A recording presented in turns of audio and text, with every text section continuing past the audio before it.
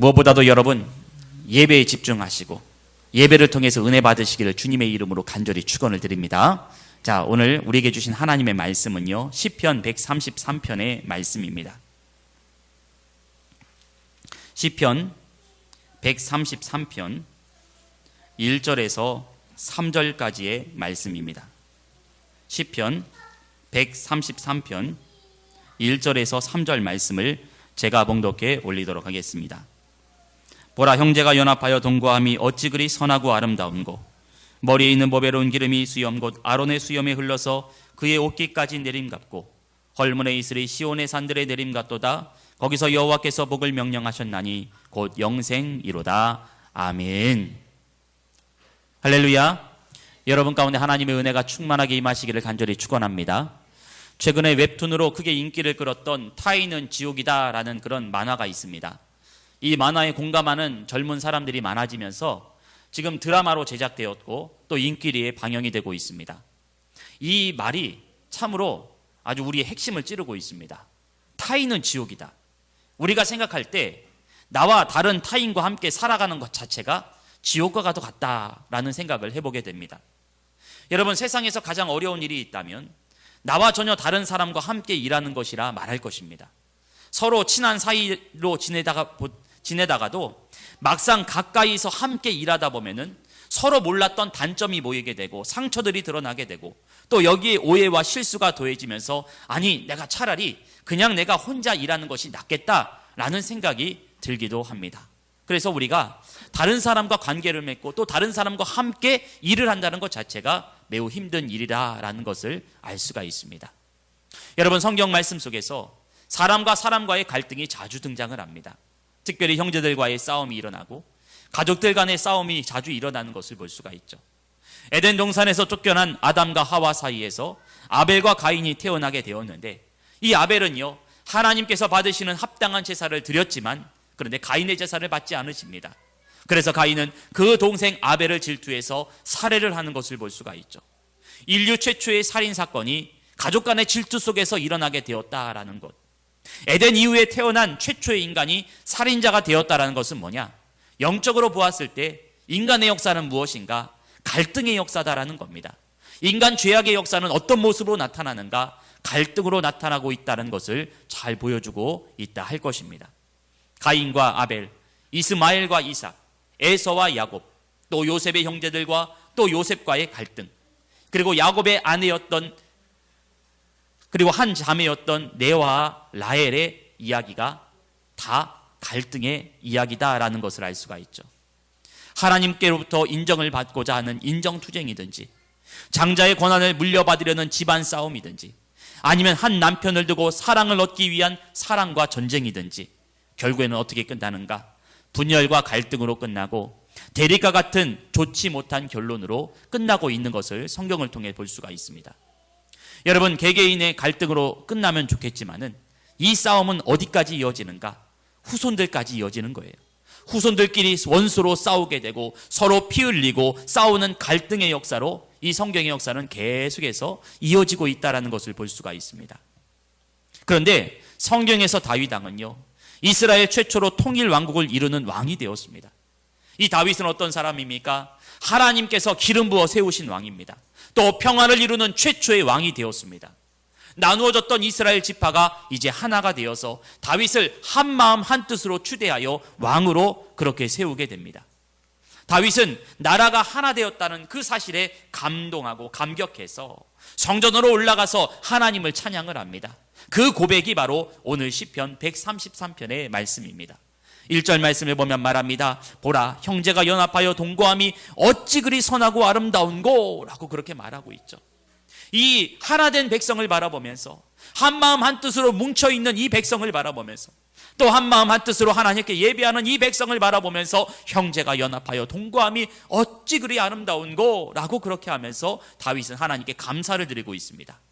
그런데요, 다윗이 이렇게 이 백성이 하나된 모습을 보면서 감동하지만 결국 이 하나됨은요, 얼마 지나지 않고 다시 또 분열하는 것을 볼 수가 있어요.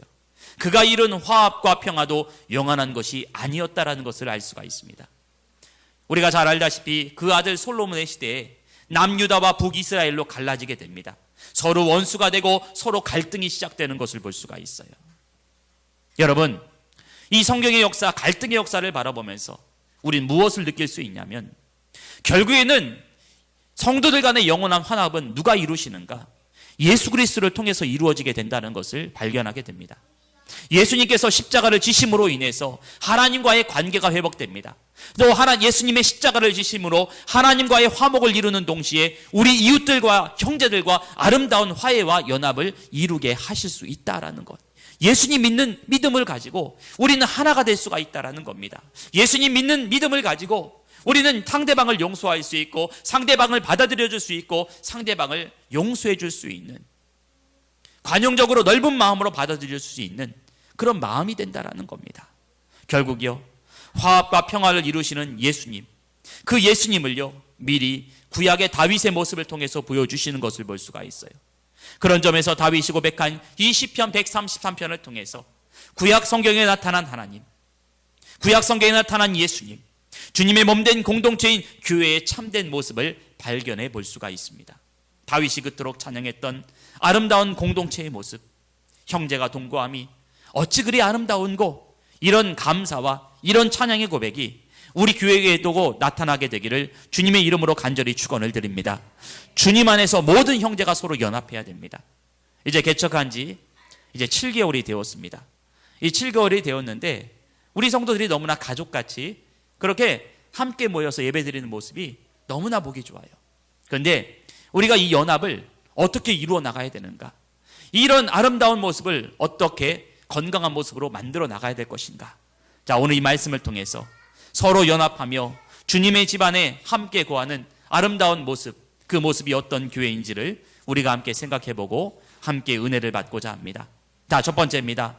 성령 안에서 하나가 되는 교회가 되어야 한다라는 거예요. 여러분, 우리를 하나 되게 하시는 분은 누구십니까? 바로 성령님이시다라는 거예요. 성령 안에서 우리는 하나가 되어야 한다라는 겁니다. 1절 말씀, 우리가 바꿔보았던 1절 말씀에 보면, 보라, 형제가 연합하여 동거함이 어찌 그리 선하고 아름다운고 라고 그렇게 말하고 있죠. 여러분, 최초의 공동체가 어떤 것인지 아십니까? 바로 가정입니다. 교회보다 가정 공동체가 먼저 생겨났어요. 하나님께서 아담을 창조하시고 또 돕는 배필로서 하와를 창조하셨습니다. 생육하고 번성하고 땅에 충만한 축복을 그 가정 가운데 주신 겁니다. 교회 공동체의 가장 기초적인 원형은 무엇인가? 가정이다라는 거예요. 그러니까 여러분, 진짜 믿음은 어디서 드러나냐면 가정에서 드러나게 되어 있다라는 거예요. 교회에서는 거룩한 모습으로 살아간다 할지라도 가정에서 거룩한 모습으로 살아가지 못한다면 이건 어떻게 보면은 너무나 다른 모습이라 할 수 있죠. 참된 신앙이라 할 수 없을 겁니다. 교회 공동체의 가장 기초적인 원형은 바로 가정이다라는 거예요. 그래서 바울은 교회의 본질을 설명할 때도 이렇게 말합니다.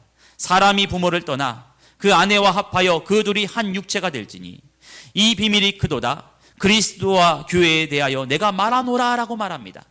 가정을 이야기할 때 아내가 아내와 합하여, 남자가 아내와 합하여 한 육체가 되는 그 모습을 무엇으로 그려지고 있냐면 예수 그리스도와 교회에 대한 관계를 그렇게 말을 하고 있는 것을 보게 됩니다. 형제와 가족들이 서로 혈연으로 하나가 되듯이 서로 다른 성도들이 주님 안에서 하나가 되는 것, 이게 진짜 참된 교회의 모습이라 할 수 있을 겁니다. 여러분, 먼저 우리 교회는 그리스도와 연합을 이루는 공동체가 되어야 합니다. 더불어 우리의 이웃을 내 몸처럼 사랑하고 이웃과 하나 되는 공동체가 되어야 할 것입니다. 여러분, 하나님은요, 특별한 한 사람을 기억하시지만 그러나 그 한 사람 혼자서 일하는 것을 결코 기뻐하지 않으시죠. 사도 바울은 말합니다. 고린도 교회에 편지하면서 약한 자나 강한 사람이나 모두 다 그리스도 안에서 하나가 되어 함께 기도하고 함께 믿음을 이루어 나가라라고 그렇게 말을 하였죠. 또 예수님도 말씀하시죠. 예수님께서 마지막 제자들에게 유언을 하시면서 제자들이 하나가 될 수 있도록 그렇게 기도를 하시는 것을 볼 수가 있습니다. 여러분, 교회 안에는요, 서로 다른 개성이 있고 또 독특한 기질을 가진 성도들이 있죠. 생각하는 것도 다르고 성품과 성격이 나와 맞지 않을 때가 너무나 많이 있습니다. 이처럼 하나 된다는 것은 정말로 어려운 문제인데, 물론 우리가 인위적인 조직화를 통해서 또 시스템적으로 서로 관계를 잘 맺어주는 그런 프로그램을 통해서 우리가 하나 될 수 있겠지만은, 그런데 그것으로는 진정한 연합을 이룰 수가 없다라는 거예요. 그렇다면 우리는 어떻게 연합을 이룰 수가 있는가? 우리를 하나 되게 하시는 분, 오직 성령 하나님이심을 믿으시기를 바랍니다. 어떻게 우리는 하나가 될 수가 있는가? 바울은 이렇게 고백을 하죠. 그의 안에서 건물마다 서로 연결하여 주 안에서 성전이 되어가고 너희도 성령 안에서 하나님이 거하실 초소가 되기 위하여 예수 안에서 함께 지어져 가느니라 라고 말씀을 하고 있죠. 여러분, 연결되고 하나 되는 건 어떻게 됩니까? 성령 안에서 이루어지는 거예요. 성령님의 역사를 통해서 마음이 하나 되고 생각이 하나 되고 우리가 함께 나아가는 방향이 일치가 되고 사명이 일치가 되고, 이 모든 것은 다 성령의 역사를 통해서 예수님 안에서 다 이루어지는 것이다 라는 것을 알 수가 있습니다. 여러분, 에스겔이 보았던 성령의 환상 여러분 아실 겁니다. 에스겔이 하나님의 말씀을 대언하니까 죽어서 널브러진 마른 뼈들이 서로 붙고 소리가 나고 연결되는 그런 역사가 일어났습니다.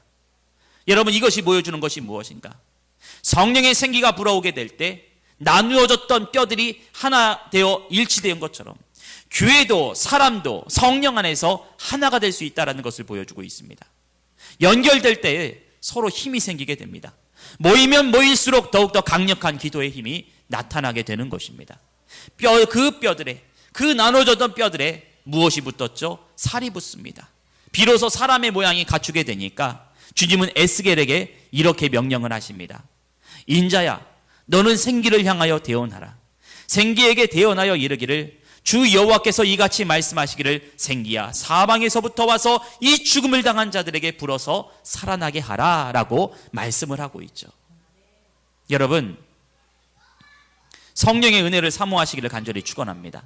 성령의 생기라는 건, 성령의 바람이라는 것은 곧 성령님을 말하는 거예요. 여러분이 모이고 있는 속회 위에 성령님 모시옵소서. 여러분이 드리는 가정예배 위에 성령님 모시옵소서. 성령님을 초청하고, 여러분의 마음속에 죽어있는 마음이 있습니까? 여러분의 마음이 나뉘어져 있습니까? 여러분의 마음이 이랬다 저랬다 갈팡질팡 마음의 중심을 잡지 못하고 있습니까? 그러면 우리는 성령님을 초청해야 돼요. 성령님, 내 안에 오시옵소서. 내 안에 역사하여 주옵소서. 내 안에 질서를 잡아주시고 이 공동체의 질서를 잡아주시고 성령 안에서 모두 다 기쁨을 누릴 수 있는 거룩한 공동체가 되게 하여 주옵소서. 우리는 성령의 은혜를 구해야 된다는 거예요.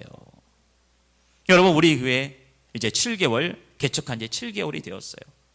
우리 교회 정말 잘 모이고 있습니다. 또 새로운 분들도 오셨죠. 근데 이제는 무엇을 위해 기도해야 되는가? 우리 성도들이 하나하나 믿음을 가지고 예비된 영혼들이 하나님의 인도하심을 받아 우리 교회에 오시고 모이고 있는데, 이제는 우리는 무엇을 위해서 기도해야 되는가? 하나 되게 하여 주옵소서. 일치되게 하여 주옵소서. 성령의 은혜, 성령의 바람을 맞게 하여 주옵소서. 우리 이제 성령의 역사를 위해 기도해야 할 것입니다. 새로 오신 분들도 성령의 바람이 불어올 수 있도록 기도하시고, 또 우리 교회 처음 시작할 때부터 함께 믿음 생활했던 우리 성도들도 성령님을 구하시기를 간절히 축원합니다. 함께 한마음 한뜻으로 기도하여 성령의 은혜를 구할 때 그 성령님은 여러분의 마음을 하나 되게 하실 것이고 사명을 하나 되게 하실 것이고 거룩한 하나님의 나라를 이루어가게 하실 줄 믿습니다. 여러분의 인간관계 속에서 혹시 다른 사람과 싸우고 불화한 사람이 있습니까? 친척들과 가족들과 싸워서 서로 관계가 좋지 못한 성도 있습니까? 여러분, 성령님이 여러분의 깨어지고 부서진 관계를 회복시켜 달라고 여러분 기도하시기 바랍니다. 성령님께서 그렇게 나를 회복시켜 주옵소서. 여러분, 하나님이 정하신 건강한 관계가 있어요. 하나님이 정하신 건강한 관계가 있기 때문에 하나님의 정하신 건강한 관계로 회복될지어다라고 여러분 선포하며 기도하세요. 내가 불필요한 관계, 서로 믿음을 이어가지 못하고 서로 갈등이 되고 서로 화합이 되지 못하고 서로 싸움을 일으키는 그런 관계는 다 깨어지고 부서질지어다. 이렇게 여러분 선포하세요. 그리고 하나님께서 정하신 건강한 관계의 거리가 회복될지어다라고 여러분 그렇게 기도하시라는 거예요. 그러면요, 하나님이 여러분 가운데 좋은 사람을 붙여주실 겁니다. 좋은 만남의 축복도 붙여주실 것이고, 좋은 사람을 만나게 하시고 함께 믿음을 이뤄갈 수 있는 사람을 만나게 해주실 줄 믿습니다. 직장 안에서 깨어진 관계가 있다면 그 관계성도 여러분 하나님이 정하신 건강한 관계가 되게 하여 주옵소서, 그렇게 기도해야 된다는 거예요. 여러분, 일치되게 하시는 분은 누구신가? 성령님이시다라는 거예요. 깨어진 관계를 회복시키시는 분이 누구신가? 바로 성령님이시다라는 거예요. 성령의 바람, 그 성령의 바람이 불어오게 될 때 나뉘어졌던 뼈들이 일치가 되고 붙게 되고 그 거룩한 그리스도의 군사로 세워지는 놀라운 환상을 에스겔은 바라보았습니다. 이 역사가, 이 환상이 여러분의 삶 가운데도 그대로 이루어지게 되기를 주님의 이름으로 간절히 축원을 드립니다. 성령 안에서 하나가 될 수 있다는 것. 그 다음에 또 이 말씀을 통해 알 수 있는 또 하나의 사실이 있습니다. 그것은 바로 성령의 기름 부음을 흘려보내는 교회가 되어야 한다라는 거예요. 여러분, 지금도 우리 교회 위에 하나님이 성령의 기름을 여러분에게 부어주심을 믿으시기를 바랍니다. 저는요, 우리 교회를 처음 개척할 때 어떤 전도사님이 우리 교회에 오셨어요. 저랑 예전에 함께 했던 그런 여자 전도사님이신데, 신방 전도사님 같이 하셨던 전도사님인데, 우리 교회 오셔서 이제 기도를 하시면서 그 전도사님도 목사 안수를 받아서 이제 개척을 준비를 하고 있는 때였어요. 그러면서 우리 교회 와서 처음으로 이제 오셔서 기도하시는데 한 가지 환상을 보셨대요. 이 환상이 뭐냐면은 여기 뒤에 있는 이 십자가에서 밝은 빛이 비춰지는데 이 빛이 계속해서 이 강단을 넘어서 우리 회중석까지 계속해서 흘러가는 그런 나름대로 환상을 보셨대요. 그러면서 그 전도사님이요, 이 말씀 하시더라고요. 목사님 부러워요. 부러워요. 이렇게 얘기하더라고요. 부럽다고 이야기합니다. 왜 그렇습니까? 자기도 개척을 하고 싶은데 이런 교회 되었으면 좋겠다. 그런 믿음으로 그렇게 고백을 하시는 것을 보면서 제가 너무나 감사했어요. 그러고 나서 개척 설립 예배 잘 드리고 함께 이렇게 기도하는 그런 새벽 기도도 시작되고, 그리고 또 호렙산 40일 새벽 기도에도 시작해서 은혜롭게 그 모든 것을 잘 마치고, 이 모든 축복의 흐름이 성도들 가운데 계속해서 흘러가는 그런 모습을 우리가 경험하지 않았습니까? 여러분, 교회는요, 하나님의 은혜를 흘려보내는 곳입니다. 믿으시기 바랍니다. 성도는요, 여러분이 받은 은혜를 다른 사람에게 또 흘려보내는, 다른 성도들에게 영향을 주고 다른 성도들에게 흘려보내는 성도가 되어야 할 줄 믿습니다. 그래서 우리는 성령의 기름 부음을 흘려보내는 교회가 되어야 한다라는 겁니다. 2절 말씀 말합니다. 머리에 있는 보배로운 기름이 수염 곧 아론의 수염에 흘러서 그의 옷깃까지 내림같고 라고 말합니다. 그리고 3절 말씀, 헐몬에 있으리 시온의 산들에 내림같도다. 거기서 여호와께서 복을 명령하셨나니 곧 영생이로다 라고 말씀을 합니다. 여러분, 머리에서 보배로운 기름이 흐른다고 했어요. 대제사장이었던 아론, 그의 머리에 있던 이 기름이 수염까지 이렇게 흘러나가는 아름다운 모습을 환상으로 보게 된 건데, 이것이 영적으로 어떤 의미가 있는가? 자, 여러분, 머리는 누구시죠? 교회의 머리는 예수님이십니다. 교회의 머리는 예수님이에요. 대제사장이 입고 있던 이 에봇에는요, 12지파의 이름을 새긴 호마노 2개가 좌우에 있고, 또 흉패에는 12지파의 이름을 새긴 12보석이 있습니다. 이 기름이요, 수염까지 흐르고, 머리에 있던 기름이 수염에 흐르고, 이 수염이 옷깃까지 적셔지는 모습은 어떤 것을 상징하는가?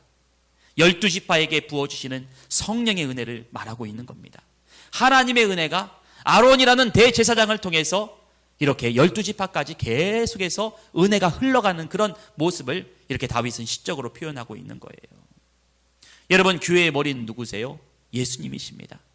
예수님의 은혜가 계속해서 흘러가서 여러분 가운데도 미친다라는 그 아름다운 모습을 이 환상을 통해서, 이 시적인 언어를 통해서 보여주고 있는데, 머리에 부어주신 기름, 즉 성령의 기름 부음이 수염과 옷깃, 12지파를 상징하는 에봇과 옷깃의 흐름같이 성령의 기름 부음이 12지파인 여러분의 가운데, 성도인 여러분들 가운데 흘러가는 아름다운 모습, 이 모습을, 이 말씀을 붙들고 여러분, 주님 나에게도 은혜가 흐르게 하여 주옵소서, 하나님의 성령의 은혜가 우리 모든 각 사람 가운데 흘러가게 하여 주옵소서. 우린 이렇게 기도해야 합니다.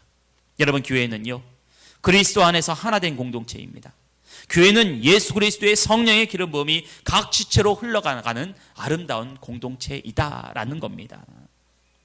여러분, 주님을 믿는 모든 성도들에게 하나님은 약속하십니다. 사도행전 2장 17절 말씀에 하나님이 말씀하시기를 말세에 내가 내 영을 모든 육체에 부어주리니 너의 자녀들은 예언할 것이요 너희 젊은이들은 환상을 보고 너희 늙은이들은 꿈을 꾸리라. 아멘. 여러분, 이 성령의 역사가 우리 교회 가운데 나타나기를 간절히 축원합니다. 우리 주일학교 학생들도 예언할 것이고 우리 젊은이들은 환상을 보게 될 것이고 우리 노년의 세대들은 꿈을 꾸게 될 것이다. 얼마나 아름다운 모습입니까? 교회에 부으시는 성령의 기름 부음은 각 지체까지 흘러가게 됩니다.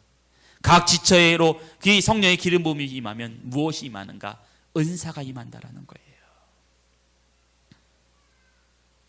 하나님이 주신 그 성령의 기름, 이 교회 가운데 부어주신 성령의 기름 부음이 목회자뿐만 아니라 여러분까지도 계속해서 흘러가게 되어 있다는 거예요. 저는요, 지난번에 호렙산 기도회에서 많은 것을 체험을 했습니다. 제가 간절히 그렇게 기도하는 가운데, 여기서 기도하는 가운데 하나님이 환상을 보여주시기를, 여러분 이것은 여러분 혹시 오해하지 말고 들으십시오. 제가 간절히 기도하는데 하나님이 환상을 하나 보여주시는 거예요. 하늘의 천군 천사를 하나님이 수만의 천군 천사를 보내주셔서 우리 교회 신사동 12-7번지 3층 건물을 다 그렇게 에워싸는 것을 보았습니다. 성도들이 기도할 때, 여러분, 천사를 우리가 숭배하는 게 아니라 천사는요, 돕는 자입니다. 돕는 존재예요. 이렇게 성도들의 기도를 도울 수 있도록, 성도들이 기도에 방해받지 않도록, 성도들이 온전히 하나님과 교제할 수 있도록 그렇게 하나님이 천군 천사를 이렇게 보내주시는 것을 제가 환상으로 보았어요. 근데요, 우리 교회 어떤 집사님이 저랑 똑같은 걸 보신 거예요. 서로 이야기를 나누다 보니까 성령의 생각은 같구나. 성령님이 이 교회 가운데 보여주신 뜻은 같구나. 목회자나 평신도나 목회자나 집사나 똑같이 그렇게 하나님께서 공통된 것을 보여주시는 것을 제가 체험을 하였습니다. 여러분, 성령님은 우리 교회 가운데 특별한 기름 부음을 주실 줄 믿습니다. 지금도 주고 계심을 믿으시기를 바랍니다. 은사도 주실 것이고 능력도 주실 것이고 기적도 베풀어 주실 줄 믿습니다. 그런데 이 놀라운 성령의 기름 부음은요, 내 유익과 내 만족과 내 기쁨을 위해서 쓰는 게 아니라 바로 교회를 위해서 써야 된다는 거예요. 방언의 은사든지 섬김의 은사든지 병고침의 은사든지 믿음의 은사든지 그 은사는요, 여러분 개개인을 위해서 주신 것이 아니에요. 뭐냐? 성령의 은사는요, 교회에게 주신 겁니다. 그래서 은사는 공동체를 위해서 써야 되지 개인에게 주신 것처럼 생각해서 나는 이런 은사 가졌다고 하면서 자랑하거나 우월하게 생각하거나 교만하게 행해서는 절대로 안 된다라는 거예요. 하나님은 여러분 각자에게 여러분 각자의 성품과 믿음에 맞게 은사를 내려주고 계심을 믿으시기를 바랍니다. 그리고 더 큰 은사, 하나님께서 주시는 더 큰 능력을 간절히 기도하면 그 은사가 여러분 가운데도 또 임하게 될 줄 믿습니다. 그러니까 우리는 성령의 은사와 기름 부음을 간절히 사모하면서 받고, 이 기름 부음을 내 유익과 내 만족을 위해서 써서는 절대로 안 된다라는 거예요. 교회를 위해서 써야 된다라는 겁니다. 하나님이 주신 은사를 흘려보내게 될 때, 하나님이 주신 성령의 기름 부음을 흘려보내게 될 때, 하나님은 여러분에게 새롭고 신선한 기름 부음을 공급해 주실 줄 믿습니다. 부천에서 목회하시는 제 어떤 선배 목사님이 계세요. 그 목사님께서 아주 성령의 뜨거운 역사를 많이 체험을 하시는데, 그분이 어느 날 기도하다가 하나님 환상을 하나 보여주시는 거예요. 그 민들레 씨앗 있죠. 민들레 씨앗을 보여주시면서 이 민들레 씨가 막 그렇게 퍼져나가는 것을 보는 거예요. 그러면서 그 목사님이 그렇게 물었답니다. 하나님, 제 거 다 없네요. 제 거 다 잃어버렸네요. 민들레 씨앗 다 그렇게 다 날아가 버렸으니 내 거는 가진 게 없네요 라고 물으니까 하나님이 그러시더래요. 주님이 그러시더래요. 너가 뿌린 이 민들레 씨앗이 많은 열매를 맺고 많은 꽃을 맺게 될 것이다 라고.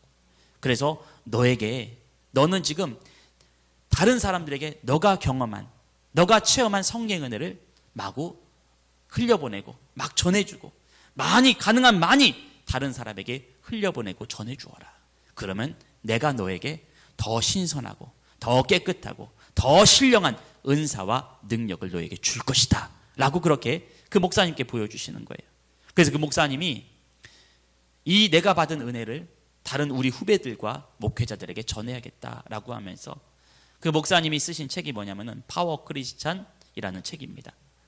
파워 크리스찬은 책을 통해서 이렇게 성령의 은혜를 간절히 사모하는 목회자들에게 이 성령의 사역과 성령의 능력을 알리는데, 그렇게 그 책을 통해서 이렇게 많은 분들에게, 후배들에게 그것을 또 이제 알려주시는 그 목사님이 계세요. 여러분, 우리가 가진 은혜를 다른 사람에게 흘려보내게 될 때 여러분 가운데 새로운 은혜가 채워지게 됨을 믿으시기를 바랍니다. 하나님은요, 적당하게 주시는 분이 아니라 우리가 그냥 만족할 수 있는 적당한 그런 모습으로 그렇게 주시는 게 아니라, 하나님은 여러분이 마음껏 흘려보내고도 남음이 있을 만큼 충만하게 여러분 가운데 채워주고 계심을 믿으시기를 바랍니다. 그러니까 우리는요, 하나님이 주신 능력을 흘려보내야 된다는 겁니다. 마지막 세 번째입니다. 생명력이 넘치는 교회가 되어야 합니다. 우리 교회는 생명력이 넘쳐나야 됩니다. 오늘 시편 133편 3절 말씀은 말합니다. 헐몬의 이슬이 시온의 산들에 내림 같도다. 거기서 여호와께서 복을 명령하셨나니 곧 영생이로다 라고 말하고 있어요.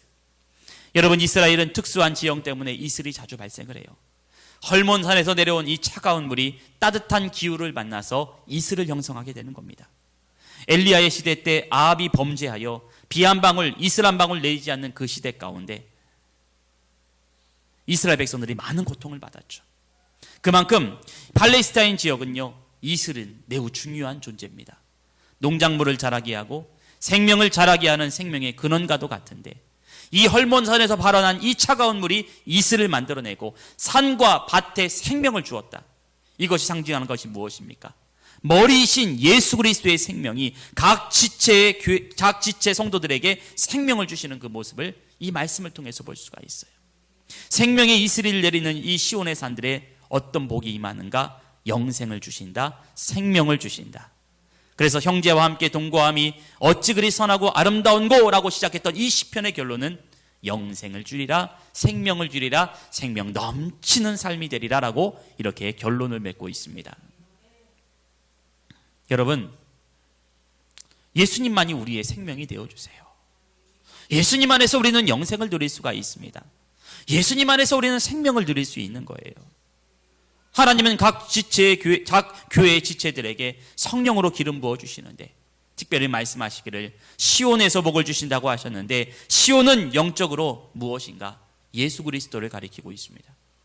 예수 그리스도가 머리가 되는 교회가 우리들의 시온이라 할 수가 있는데, 시온에서 받을 수 있는 복은 무엇인가? 영생이다라는 거예요.